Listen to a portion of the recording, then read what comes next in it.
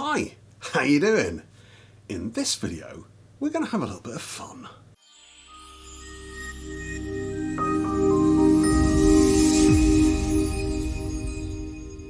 I've seen a lot of people across YouTube putting out videos created by AI. And I thought, well, that's one thing to do if you make cheesy, fun videos. But it's another thing to do if you make videos that are looking at a specific subject in quite an in-depth way. So I asked ChatGPT to write me a script for a video on Regency Boxing. And it did.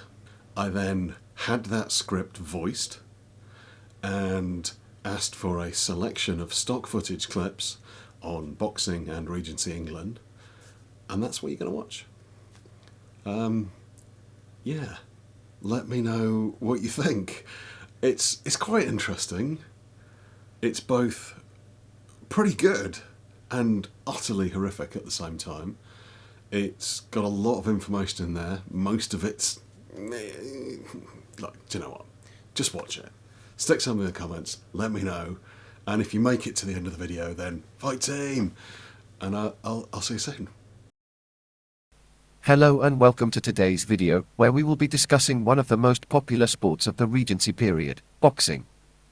Regency period boxing was a popular pastime for both the rich and the poor, and it was a sport that helped to define the era.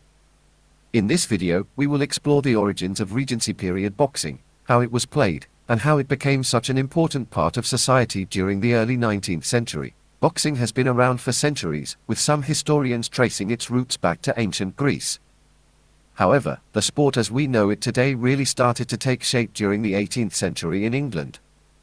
At that time, boxing was still a brutal and unregulated sport, with few rules and little concern for the safety of the fighters. By the turn of the 19th century, however, the sport had begun to change. The first recorded boxing match under the Marquess of Queensberry rules took place in 1867. However, prior to this, a number of rules had already been put in place to make the sport safer and more organized. One of the key figures in the development of Regency period boxing was James Figg. Figg was an English bare-knuckle boxer who fought from 1719 to 1730. He is widely considered to be the first recognized boxing champion and was instrumental in setting down many of the rules and customs of the sport. During the Regency period, boxing was still largely a sport for the working class. However, it was also becoming more popular among the upper classes, who began to see it as a way of demonstrating their physical prowess and courage. Regency period boxing was still a relatively brutal sport, but it had evolved to include a number of rules and regulations designed to make it safer for the fighters. For example, fights were held in a square-shaped ring with ropes around the edge. Fighters were not allowed to strike below the waist, and grappling and wrestling were not allowed. Boxers were also required to wear padded gloves or mittens, although these were not as protective as the boxing gloves of today. In addition, fighters would often wrap their hands with bandages to provide additional protection. Fights were typically held over a number of rounds, with each round lasting 3 minutes. The winner of the fight was the boxer who either knocked his opponent out, or who was declared the winner by a panel of judges. Boxers during the Regency period were a diverse group, with fighters from all walks of life taking part in the sport. Some boxers were former soldiers or sailors, while others were farmers or labourers. One of the most famous Regency period boxers was Tom Cribb. Cribb was born in Bristol in 1781 and began his boxing career in the early 19th century. He quickly established himself as one of the top boxers of his time and went on to become the heavyweight champion of England. Another famous Regency period boxer was Daniel Mendoza. Mendoza was a Sephardic Jew who was born in London in 1764. He was one of the first boxers to develop a scientific approach to the sport, and his style was characterized by quick footwork and the use of feints and counterattacks. Boxing was a popular spectator sport during the Regency period, with large crowds gathering to watch the fights. Boxing matches were often held in outdoor arenas, with spectators standing around the ring. The crowds at boxing matches were often rowdy and boisterous, and fights would sometimes turn into brawls between rival groups of fans.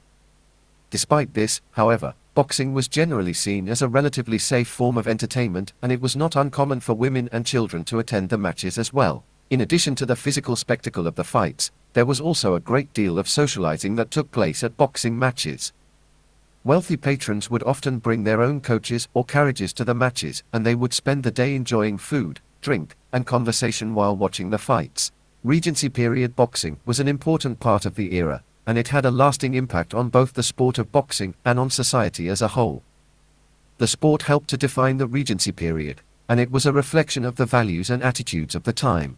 One of the key legacies of Regency period boxing was the development of the sport itself. The rules and regulations that were put in place during this time helped to shape the sport and make it safer for the fighters. Many of these rules are still in place today, and they continue to define the sport of boxing. Regency period boxing also helped to break down barriers between social classes.